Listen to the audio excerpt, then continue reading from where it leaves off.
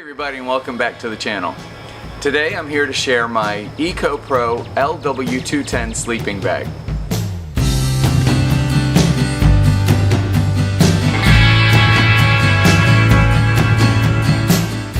Please click like and subscribe to join my hiking family. This was my home last night. I heard that there was a primitive camping shelter off of one of the trails in Florida.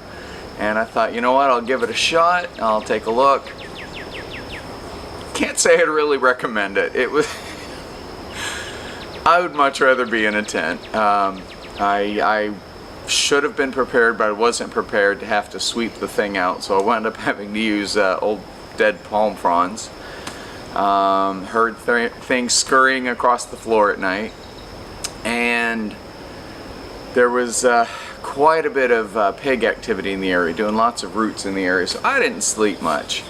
And you're probably going to have to listen to the traffic noise that woke me up, because apparently it doesn't really matter where you hike in Florida, you're going to get traffic noise. So yeah, I was woken up early. There seems to be some kind of a construction site or a big job site in the area, so I apologize for the background noise. But yeah.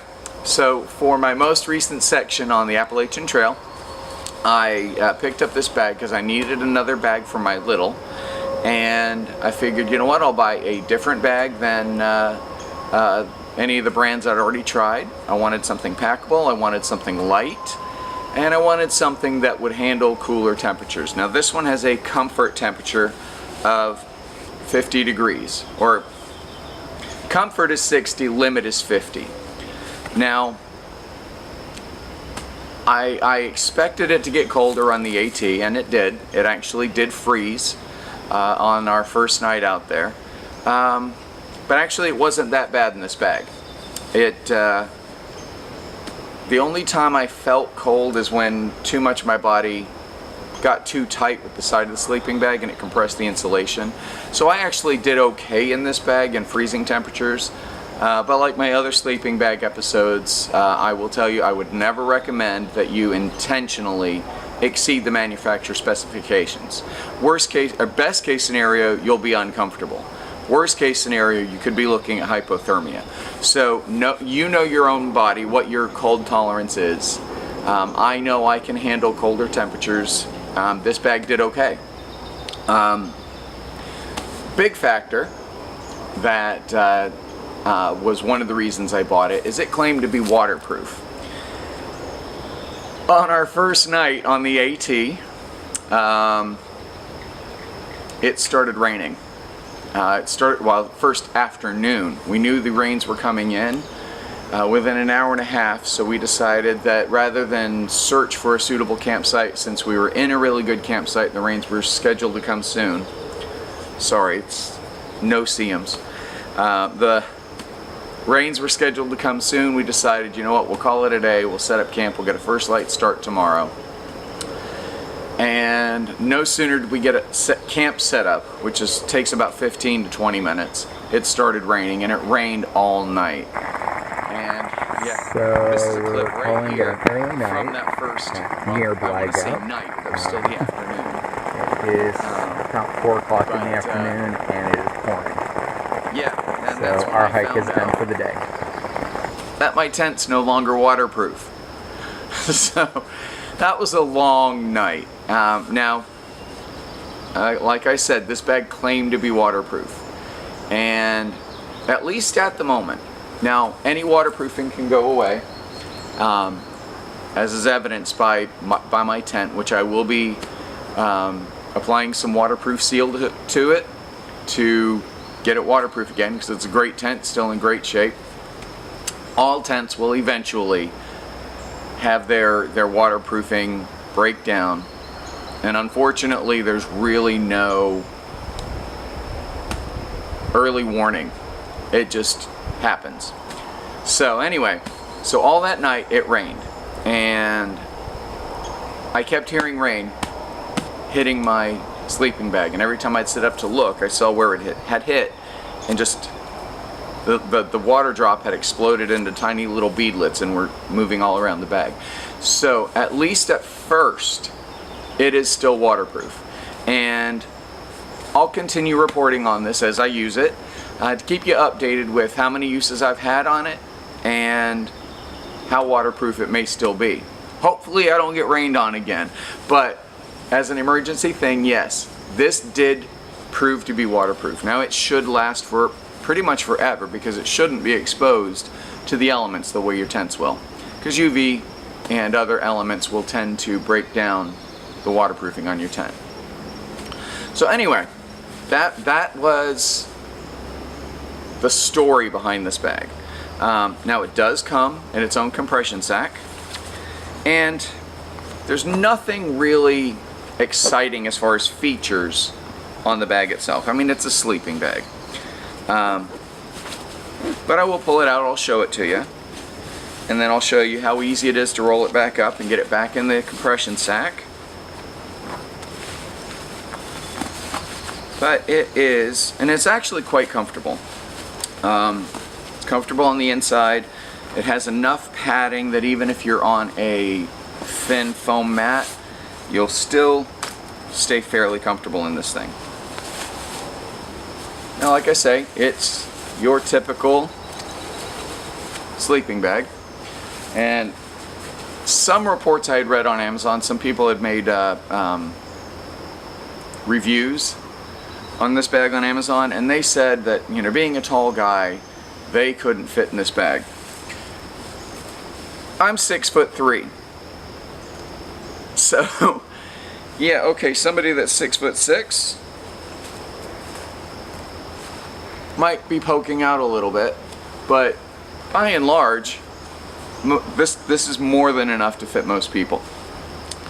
Really, the only feature about it is that it has the Velcro strap over here to help keep it from opening in the night, so that, you know, as you're moving around, most of you, if you've ever slept in a sleeping bag, one of the typical ones, when you move around, the zipper tends to come down, and in the middle of the night you're rearranging and trying to zip back up.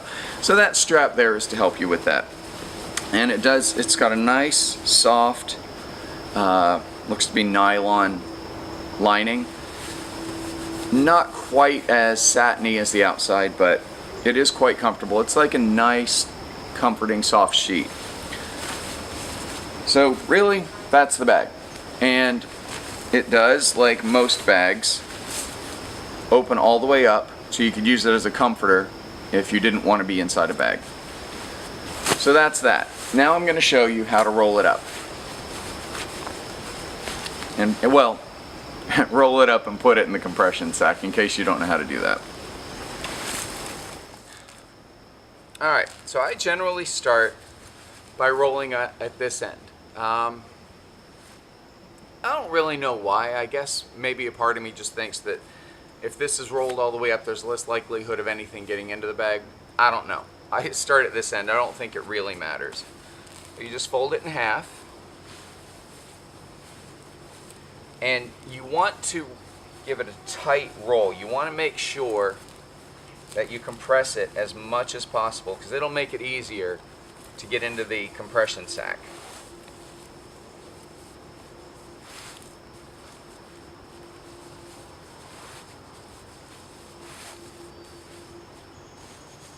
And you can see how lightweight this is just by how billowy it is. It's actually quite comfortable.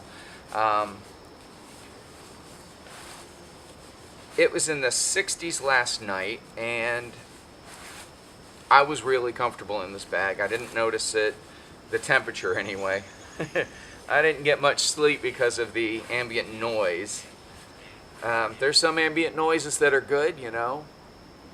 Birds singing, a running brook, any number of things like that. The ocean. Rooting hogs, not really an ambient noise you want to sleep to.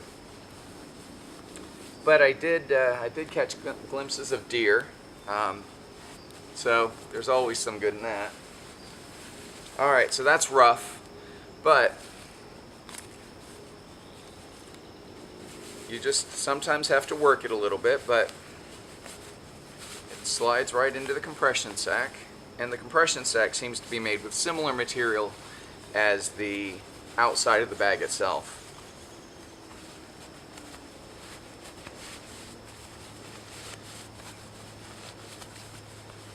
Sometimes it's a little more work than others.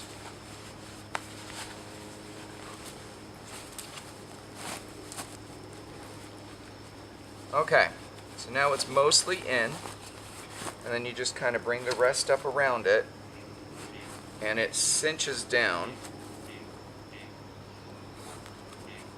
like so. Then you bring the straps over top of it, and oops, and it's come undone. That's okay too. So once you have it cinched down, you will then, to further compress it and make it take up even less space in your pack, I don't usually have this much trouble. I think I'm rushing to try to beat the noise. Now you can hear a plane overhead.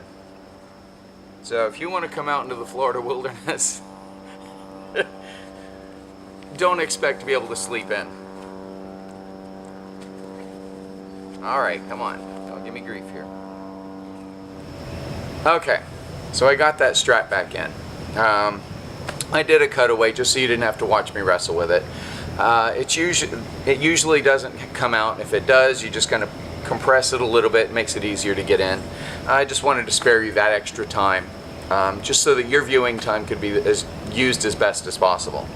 So once you get the straps up over top of the opening, then you flip it around and you just start pulling on opposite ends of these straps, and it'll compress it down even further so it takes up less space in your pack. Now it's not always a pretty package, but it's compressed and it's pretty lightweight. Comparable to my Outdoor Vitals in weight and even in size. So it's a good little bag. So there you have it. The Ecoopro LW210 waterproof, lightweight, backpacking sleeping bag. Have you tried the Ecoopro? What did you think? Are there any other sleeping bags that you'd recommend that are lightweight, packable, colder weather, or waterproof? Leave a comment below and let me know. If you have any other questions or comments, please leave a comment below or send me an email at trailnamemace@gmail.com. Thanks for watching, and we'll see you next time. Be sure to visit trailnamemace.com to find links to products I've reviewed. Thanks for watching, and keep hiking!